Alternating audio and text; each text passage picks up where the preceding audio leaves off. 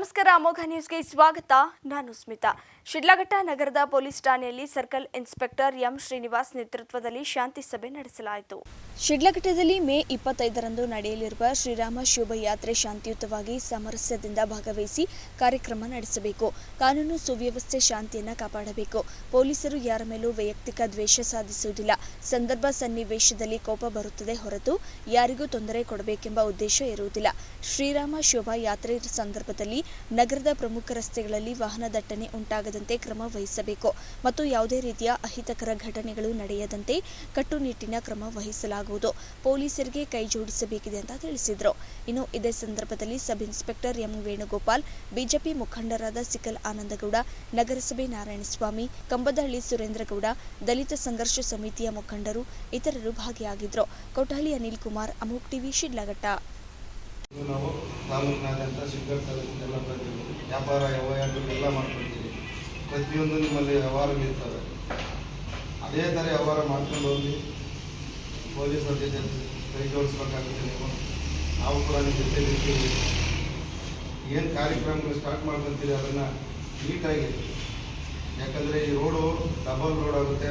ಇಬ್ಬರು ನಡುವೆ ರೋಡ್ ಚೆನ್ನಾಗಾಗಿದೆ. ಜನ ವೆಹಿಕಲ್ನ ಒಂದು ಸೈಡ್ ನಾವು ಹೋದ ವರ್ಷ ಏನು ಮಾಡಿದ್ರೆ ಅದೇ ಸೈಡ್ ಕರ್ಕೊಂಡು ಈ ಸೈಡ್ ನಾವೆಲ್ಲ ಡಬಲ್ ರೋಡ್ ಮಾಡ್ಕೊಬೇಕಾಗುತ್ತೆ. ಸಾರ್ವಜನಿಕರಿಗೂ ತೊಂದರೆ ಆಗಬಾರ್ದು. ಮೊದಲನೇದಾಗಿ ನಾವು ಸಾರ್ವಜನಿಕರು ಧಕ್ಕೆ ಊಟ ಮಾಡೋಕ್ಕೆ ನಾನು ಬೇಕಾಗಿಲ್ಲ. ಆಮೇಲೆ ಈ ರೋಡ್ ಹೋದ್ಮೇಲೆ ಆ ಕಡೆ ನಾವು ಡೈವರ್ಷನ್ ಮಾಡ್ಕೊತೀವಿ. ಬೈಪಾಸ್ ಎಲ್ಲ ಇರ್ತದೆ. ಅದೆಲ್ಲ ಮಾಡಿಕೊಂಡು ಅದಕ್ಕೆಲ್ಲ ನಾವು ಮುನ್ನೆಚ್ಚರಿಕೆ ಕಾರ್ಯಕ್ರಮ ಮಾಡ್ಕೊತೀವಿ. ಏನು ನಮ್ಮ ಸಲಾಮ್ ಅವರು ಹೇಳಿದ್ರು ಮತ್ತು ನಾರಾಯಣ ಸ್ವಾಮಿ ಹೇಳಿದ್ರು, ನಮ್ಮ ಉತ್ತರ ಹೇಳಿದ್ರು, ಶೋಭಾಯಾತ್ರೆ ದಿನ ಒಬ್ಬ ವ್ಯಕ್ತಿನ ಓದಿ ಮಾತಾಡೋದು ಬೇಡ. ಶ್ರೀರಾಮ ದೇವರು ನಮ್ಮ ಮನೆ ದೇವರು ರಾಮೇಶ್ವರ ಅಂತ. ನಾವು ವರ್ಷಕ್ಕೆ 10 ವರ್ಷಗಳ ಸರ್ ದೇವರು ಮಾಡ್ತೀವಿ. ನಾವು ಮಾಡಬೇಕಾದ್ರೆ ಲಕ್ಷಾಂತರ ಜನ ಸೇರ್ತಾರೆ. ಈ ವರ್ಷ ಬರೋ ವರ್ಷ ಮಾಡ್ಬೋದು. ಅದನ್ನು ನಾವು ಮೇ 28ರಂದು ಕೋಲಾರ ಚಿಕ್ಕಬಳ್ಳಾಪುರ ಡಿಸಿಸಿ ಬ್ಯಾಂಕ್ ನಿರ್ದೇಶಕರ ಚುನಾವಣೆ ಘೋಷಿಸಿರುವ ಹಿನ್ನೆಲೆ 2ನೇ ನಾಮಪತ್ರ ಸಲ್ಲಿಕೆಗೆ ಅಭ್ಯರ್ಥಿಗಳು ಮುಗಿಬಿದ್ದಿದ್ರು. ಇಲ್ಲಿಯವರೆಗೂ 32 ನಾಮಪತ್ರಗಳು ಸಲ್ಲಿಕೆಯಾಗಿದ್ದು, 2ನೇ ದಿನ ಮುಳಬಾಗಿಲು ಶಾಸಕ ಸಮೃದ್ಧಿ ನೇತೃತ್ವದಲ್ಲಿ ರಘುಪತಿ ರೆಡ್ಡಿ ಅವರು ಜೆಡಿಎಸ್ ಬೆಂಬಲಿತ ಅಭ್ಯರ್ಥಿಯಾಗಿ ನಾಮಪತ್ರ ಸಲ್ಲಿಸಿದರು. ಮುಳಬಾಗಿಲು ಕಾಂಗ್ರೆಸ್ ಬೆಂಬಲಿತ ಅಭ್ಯರ್ಥಿಯಾಗಿ ಸರ್ವಜ್ಞ ಗೌಡ ನಾಮಪತ್ರವನ್ನು ಸಲ್ಲಿಸಿದ್ದಾರೆ. ಮಾಲೂರು ಕಾಂಗ್ರೆಸ್ ಬೆಂಬಲಿತ ಅಭ್ಯರ್ಥಿಯಾಗಿ ಶಾಸಕ ಕೆವೈ ನಂಜೇಗೌಡ ನೇತೃತ್ವದಲ್ಲಿ ಪಿಎಲ್ಡಿ ಬ್ಯಾಂಕ್ ಅಧ್ಯಕ್ಷ ಶ್ರೀನಿವಾಸ ಹಾಗೂ ಜನಾರ್ದನ್ ನಾಮಪತ್ರವನ್ನು ಸಲ್ಲಿಸಿದರು. ಇದೇ ವೇಳೆ ಮಾತನಾಡಿದ ಶಾಸಕ ಕೆವೈ ನಂಜೇಗೌಡ ಪರೋಕ್ಷವಾಗಿ ಡಿಸಿಸಿ ಬ್ಯಾಂಕ್ ಮಾಜಿ ಅಧ್ಯಕ್ಷ ಗೋವಿಂದಗೌಡ ವಿರುದ್ಧ ಕಿಡಿಕಾರಿದರು. ಕಾಂಗ್ರೆಸ್ ಪಕ್ಷದ ಸೂಚನೆಯಂತೆ ನಾವೆಲ್ಲ ನಾಮಿನೇಷನ್ ಅನ್ನ ಹಾಕಿದ್ದೇವೆ. ಗೋವಿಂದೇಗೌಡ ಯಾರನ್ನ ಕೇಳಿ ನಾಮಿನೇಷನ್ ಅನ್ನ ಹಾಕಿದ್ದಾರೋ ಗೊತ್ತಿಲ್ಲ. ಡಿಸಿಸಿ ಬ್ಯಾಂಕ್ನಲ್ಲಿ ನಡೆದಿರೋ ಅಕ್ರಮಗಳ ತನಿಖೆಯನ್ನ ನಡೆಸ್ತಾ ಇದ್ದಾರೆ. ಅಕ್ರಮ ಸಾಬೀತಾದ್ರೆ ಕ್ರಮ ಆಗಲಿದೆ ಅಂತ ತಿಳಿಸಿದ್ರು. ಹೌದಪ್ಪ, ಸರಿ ಮಾಡಬೇಕಾದಾಗ ಜವಾಬ್ದಾರಿ ತಗೊಂಡಂಥವ್ರು ಒಳ್ಳೆಯವರು ಹೋಗ್ಬೇಕು ಅಂತೇಳಿ ತೀರ್ಮಾನ ತಗೊಂಡಿರ್ತಾರೆ. ಅದರಿಂದನೇ ಇವತ್ತು ಡಿಸಿಸಿ ಬ್ಯಾಂಕಿಗೆ ಇಷ್ಟೊಂದು ಆಸಕ್ತಿ ವಹಿಸಿ ಈ ಚುನಾವಣೆಯಲ್ಲಿ ಒಳ್ಳೆ ಅಭ್ಯರ್ಥಿಗೆ ಬರಬೇಕು, ಡಿಸಿಸಿ ಬ್ಯಾಂಕು ಸರಿ ಮಾಡಬೇಕು, ಮಹಿಳಾ ಸಂಘಗಳಿಗೆ ಮತ್ತು ರೈತರಿಗೆ ನಮ್ಮ ಡಿಸಿಸಿ ಬ್ಯಾಂಕು ಮತ್ತು ಸರ್ಕಾರದಿಂದ ಸಿಕ್ಕುವಂಥ ಅವಕಾಶಗಳು ಕೊಡಿಸ್ಬೇಕು ಅಂತೇಳಿ ಇಷ್ಟೊಂದು ಆಸಕ್ತಿಯಿಂದ ಒಳ್ಳೆಯವರು ಬರ್ತಾ ಇದ್ದಾರಲ್ಲ. ಫೈನಲ್ ರಿಸಲ್ಟ್ ಅಲ್ವಾ ನೋಡಿ, ಪ್ರಯತ್ನ. ಯಾಕೆ ಅವರ ಅಧ್ಯಕ್ಷ ಕೆಲಸ ಮಾಡಿದ್ರಲ್ಲ, ಮತ್ತೆ ಇನ್ನೂ ಒಂದು ಸರ್ ಆಗಬೇಕು ಅಂತ ಇರ್ಬೋದೇನೋ, ಆಸೆ ಇರ್ಬೋದು. ಪ್ರಯತ್ನ ಅಷ್ಟೇ ಅದು. ನಮ್ಮ ಪಕ್ಷ ಅಂತೇಳಿ ಇದ್ದರೆ ನಾನು ಅವಾಗಲೇ ಹೇಳಿದ್ದೀನಿ, ನಮ್ಮ ಹೈಕಮಾಂಡ್ ಇದೆ, ನಮ್ಮ ಪಕ್ಷ ತೀರ್ಮಾನ ಇದೆ. ಇವತ್ತು ನಾವೆಲ್ಲ ಅಪ್ಲಿಕೇಶನ್ ಹಾಕಬೇಕಾದ್ರೆ 40 ತೀರ್ಮಾನ ಪ್ರಕಾರ ಯಾರ್ಯಾರು ಎಲ್ಲೆಲ್ಲಿ ಹಾಕಬೇಕು ಅಂತ ತೀರ್ಮಾನ ಆಗಿದೆ. ಅದ್ರ ಪ್ರಕಾರ ನಾವು ಅರ್ಜಿ ಹಾಕ್ತಾ ಇದ್ದೀವಿ. ಅವ್ರ ಪಕ್ಷ ಆದರೆ ಪಕ್ಷದ ಹೈಕಮಾಂಡ್ ತೀರ್ಮಾನ ಪ್ರಕಾರ ಹೋಗ್ಬೇಕಲ್ವಾ? ನನಗೆ ಗೊತ್ತಿಲ್ಲ ಅದು. ನನ್ನ ಮಾಲೂರು ತಾಲೂಕು ವಿಷಯಕ್ಕೆ ಬಂದಾಗ ನಾನು 3 ಅಭ್ಯರ್ಥಿಗಳು ಹಾಕಬೇಕು ಅಂತಂದಾಗ ಪಕ್ಷದ ನಾಯಕರುಗಳ ತೀರ್ಮಾನ ತಗೊಂಡು 3 ಕ್ಷೇತ್ರಕ್ಕೆ ಅವಕಾಶ ಮಾಡಿಕೊಡ್ಬೇಕು ಅಂತ ಕೇಳಿದ್ದೆ. ಅಪ್ಲಿಕೇಶನ್ ಹಾಕಿಸಿ ಅಂತ ನನ್ನ ಪಕ್ಷದ 2 ಜಿಲ್ಲೆಯ ನಾಯಕರುಗಳು ತಗೊಂಡಂಥ ತೀರ್ಮಾನ ಪ್ರಕಾರ ನಾನು 3 ಕ್ಷೇತ್ರಕ್ಕೆ ಕೂಡ ಅರ್ಜಿಗಳು ಹಾಕ್ಸಿದ್ದೇನೆ.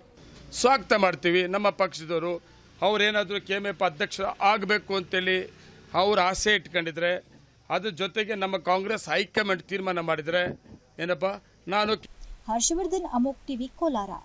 ಗುಂಡ್ಲುಪೇಟೆ ಪಟ್ಟಣದ ವಿಶ್ವ ಮಾನವ ಸಮಾನತೆಯ ಹರಿಕಾರ ಜಗಜ್ಯೋತಿ ಬಸವೇಶ್ವರರ ಜಯಂತಿ 10,000ಕ್ಕೂ ಹೆಚ್ಚು ಬಸವಾದಿ ಶರಣರ ಸಮಕ್ಷಮದಲ್ಲಿ ಅದ್ದೂರಿಯಾಗಿ ಜರುಗಿತು. ಅಖಿಲ ಭಾರತ ವೀರಶೈವ ಮಹಾಸಭಾ ಮತ್ತು ತಾಲೂಕಿನ ಲಿಂಗಾಯತರ ಮುಖಂಡರ ಸಹಯೋಗದಲ್ಲಿ ಆಯೋಜಿಸಿದ್ದ ಕಾರ್ಯಕ್ರಮವು ಯಾವುದೇ ಗೊಂದಲಗಳಿಲ್ಲದೆ ಸರಾಗವಾಗಿ ನಡೆಯಿತು. ಪಟ್ಟಣದ ಜಿಎಸ್ಎಸ್ ಕಾಲೇಜಿನ ಹೊರ ಪ್ರಾಂಗಣದಲ್ಲಿ ಬಸವ ಪುತ್ಥಳಿಗೆ ಮಾಲಾರ್ಪಣೆ ಮಾಡುವ ಮೂಲಕ ಶಾಸಕ ಎಚ್ಎಂ ಗಣೇಶ್ ಪ್ರಸಾದ್ ಹಾಗೂ ಮಾಜಿ ಶಾಸಕ ಸಿಎಸ್ ನಿರಂಜನ್ ಕುಮಾರ್ ಮೆರವಣಿಗೆಗೆ ಚಾಲನೆ ನೀಡಿದ್ರು. ಬಸವೇಶ್ವರರ ಭಾವಚಿತ್ರ ಹೊತ್ತ ಬೆಳ್ಳಿ ರಥ ವಾಹನವು ಪಟ್ಟಣದ ಪ್ರಮುಖ ಬೀದಿಗಳಲ್ಲಿ ಮೆರವಣಿಗೆ ಸಾಗಿತು. ಬಸವೇಶ್ವರರ ಮೆರವಣಿಗೆಯಲ್ಲಿ ವೀರಗಾಸೆ, ಕೇರಳದ ಚೆಂಡ, ನಗಾರಿ, ಮಂಗಳವಾದ್ಯ ಇನ್ನಿತರ ಕಲಾ ತಂಡಗಳು ಭಾಗಿಯಾಗಿದ್ದವು. ಡಿಜೆ ಶಬ್ದಕ್ಕೆ ಯುವಕರು ಕುಣಿದು ಕುಪ್ಪಳಿಸಿದ್ರು. ಕಾರ್ಯಕ್ರಮಕ್ಕೆ 10,000ಕ್ಕೂ ಹೆಚ್ಚು ಶರಣ ಬಂಧುಗಳು ಸೇರಿದ್ದು ವೀರಶೈವ ಸಮಾಜದ ಶಕ್ತಿ ದರ್ಶನವಾಯಿತು. ರಾಜಕಾರಣವನ್ನ ಬದಿಗೆ ಸರಿಸಿ ಎಲ್ಲರೂ ಒಂದಾಗಿ ಸೇರಿದ್ದು ಅಪಾರ ಜನಸಾಗರವೇ ಭಕ್ತಿಯಿಂದ ಮಿಂದೇಳುವ ದೃಶ್ಯ ಕಂಡುಬಂದಿತು.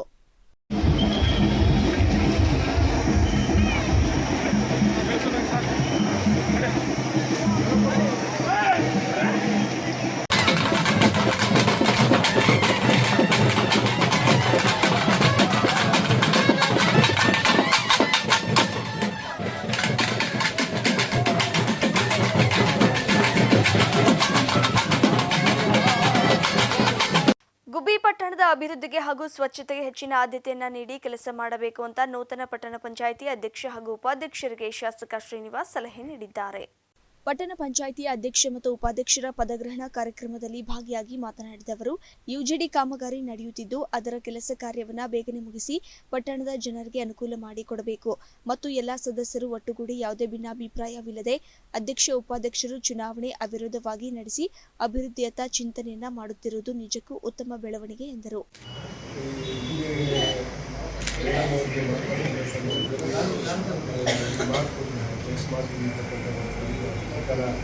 ಇವತ್ತು ಅಧ್ಯಕ್ಷರಾಗಿ ಆಯ್ಕೆ ಮಾಡಿ ವಿಶೇಷವಾಗಿ ಸಾಧಕರು ಅನುಭವ ಇರತಕ್ಕಂಥ ಸದಸ್ಯರು ಹಿರಿಯ ಸದಸ್ಯರು ಅವರಿಗೆ ಎಲ್ಲ ಅನುಭವವಿದೆ. ಅವರು ಪಟ್ಟಣ ಪಂಚಾಯಿತಿಯನ್ನು ಅತ್ಯಂತ ವ್ಯವಸ್ಥಿತವಾಗಿ ನಿರ್ವಹಣೆ ಮಾಡತಕ್ಕಂಥ ಕೆಲಸವನ್ನು ಮಾಡ್ತಾರೆ. ಒಳ್ಳೆಯದಾಗಿ ಒಳ್ಳೆಯ ಕೆಲಸ ಮಾಡಿರ್ತಕ್ಕಂಥ ಅವಧಿಯಲ್ಲಿ ಪಟ್ಟಣದ ಸ್ವಚ್ಛತೆ ಕಾಪಾಡತಕ್ಕಂಥದ್ದು ಮತ್ತು ಜನರಿಗೆ ಯಾವುದೇ ರೀತಿಯಾಗಿರ್ತಕ್ಕಂಥ ತೊಂದರೆ ಆಗುವ ರೀತಿಯಲ್ಲಿ ಅವರ ಸಮಸ್ಯೆಗಳನ್ನು ಬಗೆಹರಿಸ್ತಕ್ಕಂಥ ರೀತಿಯಲ್ಲಿ ತಾವು ಕೂಡ ಪ್ರಾಮಾಣಿಕವಾಗಿ ಪ್ರಯತ್ನ ಪಡಿ ಎಲ್ಲ ಒಂದು ಕುಟುಂಬದ ರೀತಿಯಲ್ಲಿ ಎಲ್ಲ ಪಟ್ಟಣದ ಪಂಚಾಯತ್ ಸದಸ್ಯರು ಕೆಲಸ ಮಾಡ್ತಾ ಇದ್ದಾರೆ. ಅದೊಂದು ಸಂತೋಷ ತಂದಂಥ ವಿಚಾರ. ಯಾವುದೇ ಪ್ರಾರಂಭದಲ್ಲಿ ಸ್ವಲ್ಪ ಗೊಂದಲಗಳಾದರೂ ಕೂಡ ತದನಂತರ ಎಲ್ಲರೂ ಕೂಡ ಒಂದೇ ಕುಟುಂಬದ ಸದಸ್ಯರು ರೀತಿಯಲ್ಲಿ ಎಲ್ಲರೂ ಕೂಡ ಒಳ್ಳೆ ಕೆಲಸ ಮಾಡ್ತಾ ಇದ್ದಾರೆ. ಇದೇ ಕೆಲಸವನ್ನು ನೂತನ ಅಧ್ಯಕ್ಷೆ ತಾಸಿಯಾ ಮಾತನಾಡಿ, ಹಿಂದೂ ಮುಸ್ಲಿಂ ಎಂಬ ಭೇದ ಭಾವ ಇಲ್ಲದೆ ನಾವೆಲ್ಲರೂ ಒಟ್ಟಿಗೆ ಸೇರಿ ಕೆಲಸ ಮಾಡಲು ಬದ್ಧವಾಗಿದ್ದೇವೆ, ಅಭಿವೃದ್ಧಿ ಕೆಲಸ ಮಾಡುತ್ತೇವೆ ಎಂದರು. ಯೂನಿಟಿ, ನಮ್ಮ ಯೂನಿಟಿ ನೋಡಿ ಎಲ್ಲ ಪ್ರೌಡ್ ಫೀಲ್ ಮಾಡಬೇಕು.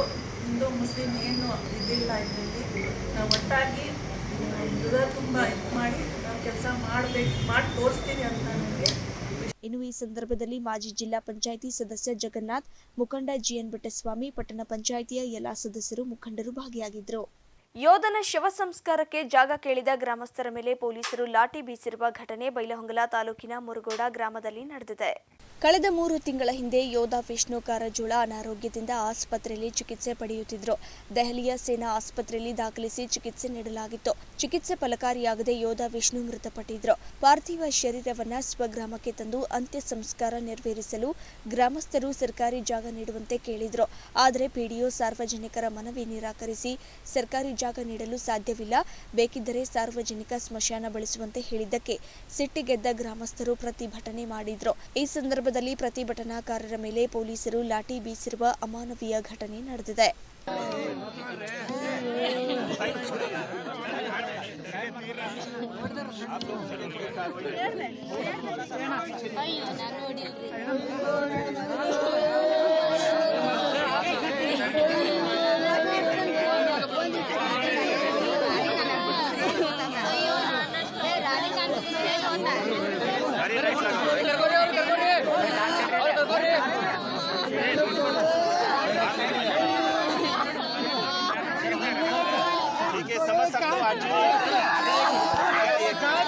ಆಪರೇಷನ್ ಸಿಂಧೂರ್ ಕಾರ್ಯಾಚರಣೆ ಕುರಿತು ಕೊತ್ತೂರು ಮಂಜುನಾಥ್ ಹೇಳಿಕೆ ಸಾಕಷ್ಟು ಟೀಕೆಗಳಿಗೆ ಗುರಿಯಾಗಿದ್ದು, ಕೋಲಾರದಲ್ಲಿ ಕಾಂಗ್ರೆಸ್ ಶಾಸಕ ಕೊತ್ತೂರು ಮಂಜುನಾಥ್ ಸ್ವತಃ ಪ್ರತಿಕ್ರಿಯೆ ನೀಡಿದ್ದಾರೆ.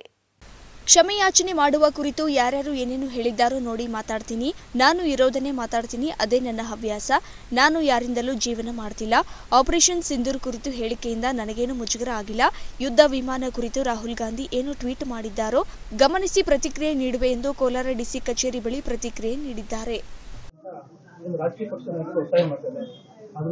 ಸಂದರ್ಭ ಬಂದಾಗ ಹೇಳ್ತೀನಿ. ಅದ್ರ ಬಗ್ಗೆ ಸಂದರ್ಭ ಬಂದಾಗ ಅದ್ರ ಬಗ್ಗೆ ಹೇಳ್ತೀನಿ. ನಾನು ಸಂದರ್ಭ ಬಂದಾಗ ಯಾರ್ಯಾರು ಏನೇನು ಮಾತಾಡಿದಾರೋ ಅದೆಲ್ಲ ನೋಡ್ಕೊಂಡು ಅದಾದ್ಮೇಲೆ ನಾನು ಮಾತಾಡ್ತೀನಿ. ರಾಹುಲ್ ಗಾಂಧಿ ಅವರು ಟ್ವೀಟ್ ಮಾಡಿದ್ದಾರೆ ಈಗ ಇಷ್ಟುದ್ದ ವಿಮಾನಗಳನ್ನ ಬಳಸಿದ್ರಿ ಅಂತ ಅಂದ್ಬಿಟ್ಟು ರಾಹುಲ್ ಗಾಂಧಿ ಅವರು ಏನ್ ಟ್ವೀಟ್ ಮಾಡಿದ್ದಾರೆ ಅನ್ನೋದನ್ನ ಟ್ವೀಟ್ ಅಲ್ಲಿ ಹೋಗಿ ನೋಡ್ಕೊಂಡು ಆಮೇಲೆ ನಾನು ಮಾತಾಡ್ತೀನಿ. ಮುಜುಗರ ಏನಾರು ಆಯ್ತಾ ನಿಮ್ಗೆ 2-3 ದಿನದಿಂದ? ಒಂದೇ ಒಂದು ಹೇಳ್ತೀನಿ, ಚೆನ್ನಾಗಿ ಕೇಳ್ಕೊಂಡ್ರಿ. ಎಲ್ಲ ನಾನು ನಿನ್ನಿಂದ ಏನು ಜೀವನ ಮಾಡ್ತಾ ಇಲ್ಲ, ಇವರಿಂದ ಜೀವನ ಮಾಡ್ತಾ ಇಲ್ಲ, ಇವರಿಂದ ಜೀವನ ಮಾಡ್ತಾ ಇಲ್ಲ, ಇನ್ನೊಬ್ಬರು ನಂಬ್ಕೊಂಡು ಜೀವನ ಮಾಡ್ತಾ ಇಲ್ಲ. ನನ್ನನ್ನು ನಾನು ನಂಬ್ಕೊಂಡು ಜೀವನ ಮಾಡ್ತಾ ಇದ್ದೀನಿ. ನಾನು ಯಾವ್ದ್ರಿಂದನೂ ಯಾವುದು ನಾನು ಎಕ್ಸ್ಪೆಕ್ಟೇಷನ್ ಎಲ್ಲೂ ಇರೋದಿಲ್ಲ. ಇರೋದನ್ನು ಮಾತಾಡ್ತೀನಿ, ಅದು ನನ್ನ ಹ್ಯಾಬಿ. ಇರೋದನ್ನು ಮಾತಾಡ್ತೀನಿ, ನನ್ನ ಹ್ಯಾಬಿ ಅದು. ಆಯ್ತಾ? ಮುಜುಗರ ಆಗೋದಕ್ಕೆ ನಾನೇನು ತಪ್ಪು ಮಾಡಿಲ್ಲ, ಯಾರಿಗೂ ಮನೆ ಹೊಡೆದಿಲ್ಲ, ಯಾರು ನನ್ನ ಸಾಲ ತಗೊಂಡಿಲ್ಲ, ದುಡ್ಡು ಹೊಡೆದಿಲ್ಲ, ಏನೂ ಮಾಡಿಲ್ಲ. ಎಲ್ಲೂ ನನಗೆ ಸಾಲನೂ ಇಲ್ಲ, ಯಾರಿಗೂ ಕೊಡಬೇಕಾಗಿರುವಂಥ ಅವಶ್ಯಕತೆಯೂ ಯಾರಿಗೂ ಇಲ್ಲ. ನನಗೆ ಇದ್ರೆ ನನ್ನ ಸಾಲಗಳು ಬ್ಯಾಂಕಲ್ಲಿ ಇರ್ತವೆ, ಅದಿರ್ತವೆ. ಅದಿದ್ರೆ ಬೇರೆ ಯಾವುದು ಇಲ್ಲ. ಅದರಿಂದ ನೀವು ಕೇಳಿದಕ್ಕೆ ನಾನು ನಮ್ಮ ರಾಹುಲ್ ಗಾಂಧಿ ಅವರು ಟ್ವೀಟ್ ಮಾಡಿರುವಂಥ, ನಮ್ಮ ನಾಯಕರು ಟ್ವೀಟ್ ಮಾಡಿರುವಂಥದ್ದು ನೋಡಿ ನಾಳೆ ಆನ್ಸರ್. ಗುಬ್ಬಿ ತಾಲೂಕಿನ ಬಿದರೆ ಗ್ರಾಮದಲ್ಲಿ ಸುಪಾರ್ಶ್ವನಾಥ ಮಂದಿರ ವಾರ್ಷಿಕೋತ್ಸವ ಸಮಾರಂಭದಲ್ಲಿ ಶಾಸಕ ಎಸ್ಆರ್ ಶ್ರೀನಿವಾಸ್ ಭಾಗಿಯಾಗಿದ್ದರು. ಕಾರ್ಯಕ್ರಮದಲ್ಲಿ ಮಾತನಾಡಿದ ಅವರು, 9 ತಿಂಗಳು ಹೆತ್ತು ಹೊತ್ತು ತಂದೆ ತಾಯಿಗಳಿಗೆ ಊಟ ಹಾಕಿ ಅವರನ್ನ ಚೆನ್ನಾಗಿ ಸಾಕಿ, ಅವರನ್ನ ಸಾಕಿದರೆ ನಮಗೆ ಒಳ್ಳೆಯ ಆಶೀರ್ವಾದ ಮಾಡುತ್ತಾರೆ. ನಾನು ಎಲ್ಲ ಸಮುದಾಯದವರನ್ನ ಪ್ರೀತಿಸುತ್ತೇನೆ. ಆ ಸಮಾಜ ಈ ಸಮಾಜ ಎನ್ನುವ ಭಾವನೆ ನನಗಿಲ್ಲ. ನಾನು ನಿರಂತರವಾಗಿ ಕ್ಷೇತ್ರದಲ್ಲಿ ಅಭಿವೃದ್ಧಿಗೆ ಮನ್ನಣೆ ನೀಡಿದ್ದೇನೆ. ಯಾವುದೇ ಸಮಾಜವಿರಲಿ, ಕ್ಷೇತ್ರದ ಅಭಿವೃದ್ಧಿ ಮುಖ್ಯ. ಮನುಷ್ಯ ಏನಾದರೂ ಸಾಧನೆ ಮಾಡಿ ಸಾಯಬೇಕು, ಇಲ್ಲದಿದ್ದರೆ ಮಾನವನಾಗಿ ಹುಟ್ಟಿದ್ದಕ್ಕೆ ಸಾರ್ಥಕವಿರುವುದಿಲ್ಲ. ಅತ್ಯಂತ ಪ್ರಾಚೀನ ಇತಿಹಾಸ ಪ್ರಸಿದ್ಧವಾದಂತಹ ಸುಪಾರ್ಶ್ವನಾಥ ದೇವಸ್ಥಾನವು ಈ ಭಾಗದ ಜಿನಾ ಸಮುದಾಯದ ಅನುಯಾಯಿಗಳು ತಮ್ಮ ಸೇವೆಯನ್ನು ಬಹಳ ಶ್ರದ್ಧೆ ಭಕ್ತಿಯನ್ನ ಸಮರ್ಪಣೆ ಮಾಡಿಕೊಂಡು ಬಂದಿದ್ದಾರೆ ಎಂದರು. ಚಿಕ್ಕಮಗಳೂರು ಜಿಲ್ಲೆ ಐತಿಹಾಸಿಕ ಪ್ರಸಿದ್ಧವಾದಂತಹ ಒಂದು ಕ್ಷೇತ್ರ ಸಿಂಹನಗದ್ದೆ ನರಸಿಂಹರಾಜಪುರ. ಆ ಕ್ಷೇತ್ರದಲ್ಲಿ ದೇಶ ವಿದೇಶದಿಂದ ಸಹಸ್ರ ಭಕ್ತಾದಿಗಳು ಅವರ ತಮ್ಮ ದರ್ಶನ ನಿಮಿತ್ತವಾಗಿ, ಯಾತ್ರಾರ್ ನಿಮಿತ್ತವಾಗಿ ಆ ಕ್ಷೇತ್ರಕ್ಕೆ ಬರ್ತಾ ಇರ್ತಾರೆ. ಅಲ್ಲಿಂದ ಇನ್ನೊಂದು ಐತಿಹಾಸಿಕ ಕ್ಷೇತ್ರ, ಜೈನ ಕ್ಷೇತ್ರವಾದಂತಹ ಪದ್ಮಾವತಿ ದೇವಿಯ ಅಂಬುಜ ಕ್ಷೇತ್ರ. ಅಲ್ಲಿಗೆ ಯಾತ್ರಾರ್ಥಿಗಳಿಗೆ ಈ ವಾಹನದ ಮುಖಾಂತರ ತಮ್ಮ ಪ್ರಯಾಣವನ್ನು, ಯಾತ್ರೆಯನ್ನು ಮಾಡಲು ಬಹಳ ಶ್ರಮ ಆಗ್ತಾ ಇತ್ತು.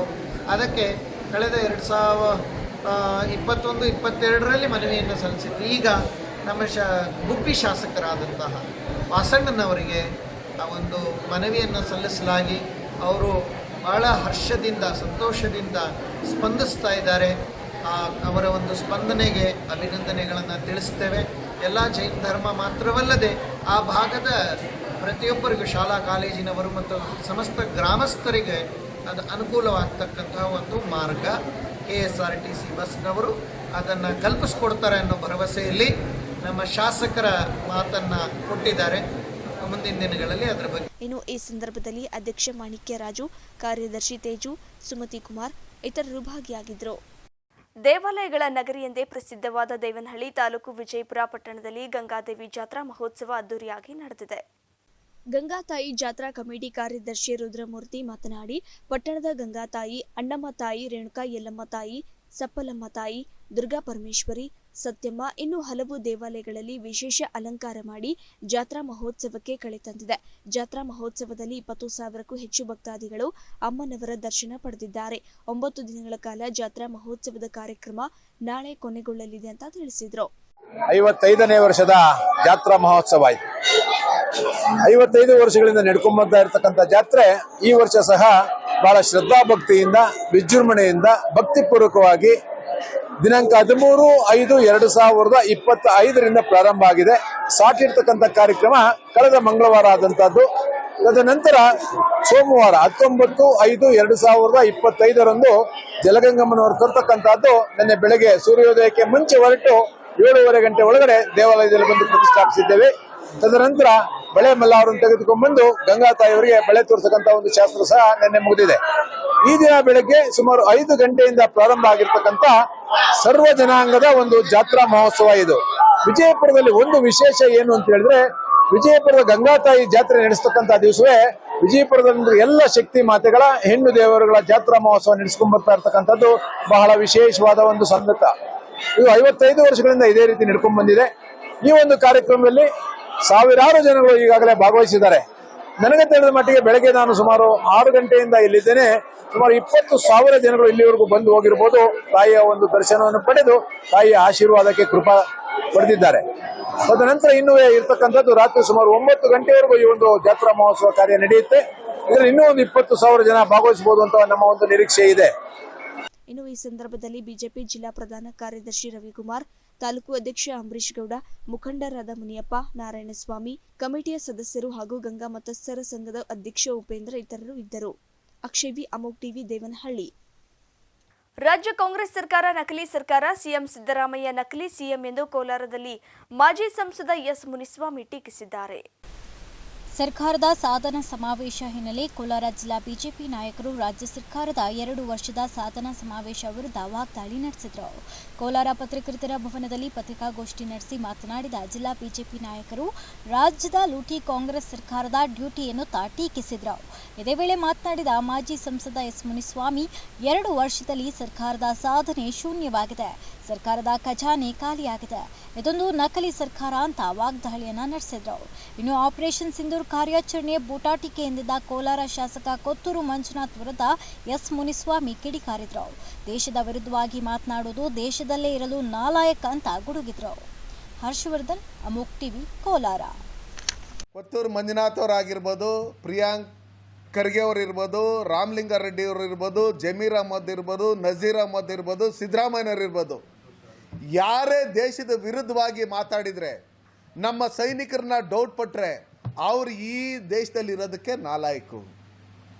ಇವತ್ತು ಪಾಕಿಸ್ತಾನನೇ ಒಪ್ಕೊಂಡಿದೆ, ನಮ್ಮ ಶಿಬಿರಗಳು ಇಷ್ಟು ಹೊಡೆದಾಕಿದ್ದಾರೆ, ನಮ್ಮ ನಗರಗಳಲ್ಲಿ ಇರ್ತಕ್ಕಂಥ ಮೇನ್ ಸ್ಟೇಟ್ ರಾಜಧಾನಿಗಳ ಮೇಲೇ ಇದು ಅಟ್ಯಾಕ್ ಮಾಡಿ ಭಾರತದ ಮಿಸೈಲ್ಗಳನ್ನ ಬಿಟ್ಟು ಹೊಡೆದಾಕಿದ್ದಾರೆ ಅಂತೇಳಿ ಪಾಕಿಸ್ತಾನ ಪ್ರಧಾನಮಂತ್ರಿನೇ ಒಪ್ಕೊಂಡಿರ್ತಕ್ಕಂಥ ಸಂದರ್ಭದಲ್ಲಿ ಇವ್ರನ್ನೆಲ್ಲ ಯಾರು ಕೇಳ್ತಾರೆ? ಇವರು ಯಾರ್ಯಾರು ದೇಶದ ವಿರುದ್ಧವಾಗಿ, ದೇಶದ ಪ್ರಧಾನಮಂತ್ರಿ ವಿರುದ್ಧವಾಗಿ, ಸೈನಿಕರ ವಿರುದ್ಧವಾಗಿ ಮಾತಾಡಿದಾರೋ ಅವ್ರಿಗೆ ಮಾಧ್ಯಮಗಳಲ್ಲಿ, ಸೋಷಿಯಲ್ ಮೀಡಿಯಾಗಳಲ್ಲಿ ಅವ್ರ ವಿರುದ್ಧವಾಗಿ ಕಾಮೆಂಟ್ಸ್ ಬರ್ತಾ ಇದೆಯಲ್ಲ, ಅದನ್ನಾದರೂ ನೋಡಿ ಬುದ್ಧಿ ಕಲ್ಕೊಬೇಕು ಅಂತ ಹೇಳ್ತೀನಿ. ಈ ದೇಶ ಅಂತ ಬಂದಂಥ ಸಂದರ್ಭದಲ್ಲಿ ನಾವೆಲ್ಲರೂ ಒಗ್ಗಟ್ಟಾಗಿರಬೇಕು. ರಾಜಕಾರಣ ಬಂದಾಗ ನಾವು ರಾಜಕೀಯ ಮಾಡಬೇಕು. ಇಲ್ಲಿರ್ತಕ್ಕಂಥ ಶಾಸಕರು ಅದನ್ನು ಮೈಗೂಡಿಸ್ಕೊಂಡು ಇನ್ನು ಮುಂದೆ ಮಾತಾಡೋಂಥ ಸಂದರ್ಭದಲ್ಲಿ ಸ್ವಲ್ಪ ಮೈಯೆಲ್ಲ ಕಣ್ಣಿಟ್ಕೊಂಡು ಯಾರೋ ಬಂದು ನಿಮ್ಮನ್ನು ಇದು ಮಾಡ್ತಾರೆ. ಚಿಕ್ಕಬಳ್ಳಾಪುರ ಅಭಯ್ ಖಾಸಗಿ ಆಸ್ಪತ್ರೆಯಲ್ಲಿ ವೈದ್ಯರ ನಿರ್ಲಕ್ಷ್ಯದಿಂದಾಗಿ ರೋಗಿಯೊಬ್ಬರು ಸಾವನ್ನಪ್ಪಿರುವ ಆಘಾತಕಾರಿ ಘಟನೆ ವರದಿಯಾಗಿದ್ದು, ಆಕ್ರೋಶಗೊಂಡ ಕುಟುಂಬಸ್ಥರು ಆಸ್ಪತ್ರೆಯ ಎದುರು ಶವವನ್ನಿಟ್ಟು ಪ್ರತಿಭಟನೆ ಮಾಡಿದ್ದಾರೆ. ಚಿಕ್ಕಬಳ್ಳಾಪುರ ತಾಲೂಕಿನ ಆಕಲಹಳ್ಳಿ ಗ್ರಾಮದ 52 ವರ್ಷದ ಬೀರಪ್ಪ ಎಂಬ ರೋಗಿಯೊಬ್ಬರು ಈ ಆಸ್ಪತ್ರೆಯಲ್ಲಿ ಚಿಕಿತ್ಸೆಯ ನಿರ್ಲಕ್ಷ್ಯದಿಂದಾಗಿ ಸಾವನ್ನಪ್ಪಿದ್ದಾರೆ. ಬೀರಪ್ಪ ಅವರು ಟಿಬಿ ಕಾಯಿಲೆಗೆ ಚಿಕಿತ್ಸೆ ಪಡೆಯಲು ಅಭಯ್ ಖಾಸಗಿ ಆಸ್ಪತ್ರೆಗೆ ದಾಖಲಾಗಿದ್ರು. ಕುಟುಂಬಸ್ಥರ ಪ್ರಕಾರ ಆಸ್ಪತ್ರೆಯ ವೈದ್ಯರು ಬೀರಪ್ಪ ಅವರಿಗೆ 3 ಬಾರಿ ಶಸ್ತ್ರಚಿಕಿತ್ಸೆ ಮಾಡಿದ್ದಾರೆ. ಆಸ್ಪತ್ರೆಯು 13 ಲಕ್ಷ ರೂಪಾಯಿಗಳ ಬಿಲ್ ವಿಧಿಸಿದೆ. ಇದಾದ ಬಳಿಕ ಬೀರಪ್ಪ ಅವರ ಆರೋಗ್ಯ ಸ್ಥಿತಿ ಗಂಭೀರವಾದಾಗ ಸತ್ಯಸಾಯಿ ಆಸ್ಪತ್ರೆಗೆ ರವಾನಿಸಿದ್ದಾರೆ. ಆಸ್ಪತ್ರೆಯ ವೈದ್ಯರು ಸಾಯುವ ಹಂತಕ್ಕೆ ತಂದು ಕೊನೆಗೆ ಸತ್ಯಸಾಯಿ ಆಸ್ಪತ್ರೆಗೆ ಕಳುಹಿಸಿದ್ದಾರೆ. ಇದು ಸಂಪೂರ್ಣ ವೈದ್ಯರ ನಿರ್ಲಕ್ಷ್ಯ. ನಾವು ಈ ಆಸ್ಪತ್ರೆಯ ವಿರುದ್ಧ ಕಾನೂನು ಕ್ರಮಕ್ಕೆ ಆಗ್ರಹಿಸುತ್ತೇವೆ ಅಂತ ಆರೋಪಿಸಿದರು. ಕುಟುಂಬಸ್ಥರ ಆಕ್ರೋಶದಿಂದ ಆಸ್ಪತ್ರೆಯ ಎದುರು ಗಲಾಟೆಯ ಸನ್ನಿವೇಶ ಸೃಷ್ಟಿಯಾಗಿದೆ. ಆಸ್ಪತ್ರೆಯ ಗೇಟ್ನಲ್ಲಿ ನುಗ್ಗಲು ಪ್ರಾರಂಭವಾಗಿದ್ದು, ಪೊಲೀಸರು ಕುಟುಂಬಸ್ಥರನ್ನ ನಿಯಂತ್ರಿಸಲು ತೀವ್ರ ಶ್ರಮ ಪಡುತ್ತಿದ್ರು. ಇನ್ನು ಸ್ಥಳಕ್ಕೆ ಚಿಕ್ಕಬಳ್ಳಾಪುರ ಪೊಲೀಸ್ ಠಾಣೆಯ ಅಧಿಕಾರಿಗಳು ಆಗಮಿಸಿ ಪರಿಸ್ಥಿತಿಯನ್ನ ಶಾಂತಗೊಳಿಸಲು ಪ್ರಯತ್ನಿಸುತ್ತಿದ್ರು. ಎನ್ ಸತೀಶ್, ಅಮೋಕ್ ಟಿವಿ, ಚಿಕ್ಕಬಳ್ಳಾಪುರ. ಹೊಸಪೇಟೆಯಲ್ಲಿ ಹಮ್ಮಿಕೊಂಡಿರುವ 2 ವರ್ಷಗಳ ಸಾಧನೆಯ ಸಮರ್ಪಣೆ ಸಮಾರಂಭಕ್ಕೆ ಬಸ್ಸುಗಳು ತೆರಳಿದ ಹಿನ್ನೆಲೆಯಲ್ಲಿ ಮಾನವಿಯಲ್ಲಿ ಸಾರ್ವಜನಿಕ ಸಾರಿಗೆಯಲ್ಲಿ ವ್ಯತ್ಯಯವಾಗಿ ಜನರು ತೀವ್ರ ತೊಂದರೆ ಅನುಭವಿಸಿದ್ದಾರೆ. ಸಾರ್ವಜನಿಕ ಬಸ್ಸುಗಳನ್ನು ವಿನಿಯೋಗಿಸಿದ್ದರಿಂದ ಸಾಮಾನ್ಯ ಪ್ರಯಾಣಿಕರು ಮತ್ತು ಸಾರ್ವಜನಿಕರು ತೀವ್ರ ತೊಂದರೆಗಳನ್ನು ಎದುರಿಸುವಂತಾಯಿತು. ಅಗತ್ಯ ಬಸ್ಸುಗಳ ಕೊರತೆಯಿಂದಾಗಿ ಬಸ್ ನಿಲ್ದಾಣಗಳಲ್ಲಿ ಜನಸಂದಣಿ ಹೆಚ್ಚಿ ಸಕಾಲಕ್ಕೆ ಗಮ್ಯಸ್ಥಾನಗಳಿಗೆ ತಲುಪಲು ಸಾಧ್ಯವಾಗದೆ ಸಾರ್ವಜನಿಕರು ಸಂಕಷ್ಟಕ್ಕೀಡಾಗಿದ್ದಾರೆ. ಇನ್ನು ಕಾರ್ಯಕ್ರಮಕ್ಕೆ ಬಸ್ಸುಗಳನ್ನು ಬಳಸಿಕೊಂಡಿದ್ದರಿಂದ ಸಾಮಾನ್ಯ ಮಾರ್ಗಗಳಲ್ಲಿ ಓಡಾಡುವ ಬಸ್ಸುಗಳ ಸಂಖ್ಯೆ ಗಣನೀಯವಾಗಿ ಕಡಿಮೆಯಾಯಿತು. ಇದರಿಂದಾಗಿ ಬಸ್ ನಿಲ್ದಾಣಗಳಲ್ಲಿ ಗಂಟೆಗಟ್ಟಲೆ ಕಾಯುವ ಅನಿವಾರ್ಯವಾಯಿತು. ಶಾಲೆ, ಕಾಲೇಜು, ಕಚೇರಿಗಳಿಗೆ ಹೋಗುವ ವಿದ್ಯಾರ್ಥಿಗಳು, ನೌಕರರು ಮತ್ತು ದಿನಗೂಲಿ ಕಾರ್ಮಿಕರು ಸಕಾಲಕ್ಕೆ ತಲುಪಲು ಸಾಧ್ಯವಾಗದೆ ತೀವ್ರ ತೊಂದರೆ ಅನುಭವಿಸಿದರು. ಕೆಲವರು ಆಟೋ ಮತ್ತು ಖಾಸಗಿ ವಾಹನಗಳಿಗೆ 150-200 ರೂಪಾಯಿ ಹೆಚ್ಚಿನ ಹಣವನ್ನು ಕೊಟ್ಟು ಪ್ರಯಾಣಿಸಬೇಕಾಯಿತು. ಬಸ್ಸುಗಳಿಗಾಗಿ ದೀರ್ಘಕಾಲ ಕಾಯಬೇಕಾಗಿದ್ದರಿಂದ ವೃದ್ಧರು ಮತ್ತು ಮಹಿಳೆಯರು ಹೆಚ್ಚು ಪರದಾಡಿದರು. ಬಸ್ಸುಗಳು ಬಂದರೂ ಜನಸಂದಣಿಯಿಂದ ಹತ್ತಲು ಕಷ್ಟಕರವಾಗ್ತಾ ಇದೆ. ಶಫೀಕ್ ಹುಸೇನ್, ಅಮೋಕ್ TV, Manvi.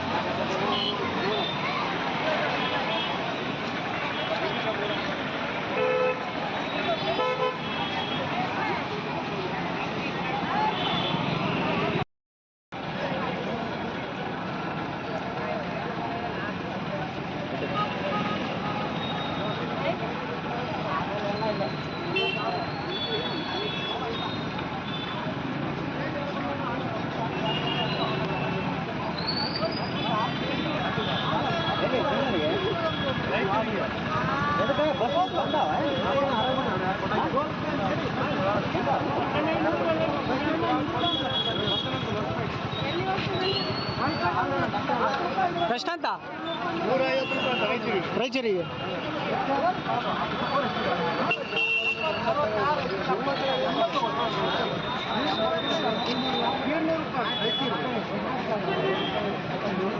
White board white board परसों दोपहर से आते बोल रहा है कंफर्मेशन कितने और कितने. ಇದಿಷ್ಟು ಸುದ್ದಿಗಳು. ನೋಡ್ತಾ ಇರಿ ಅಮೋಕ್ ಟಿವಿ, ಎಂದೆಂದಿಗೂ ನಿಮ್ಮೊಂದಿಗೆ.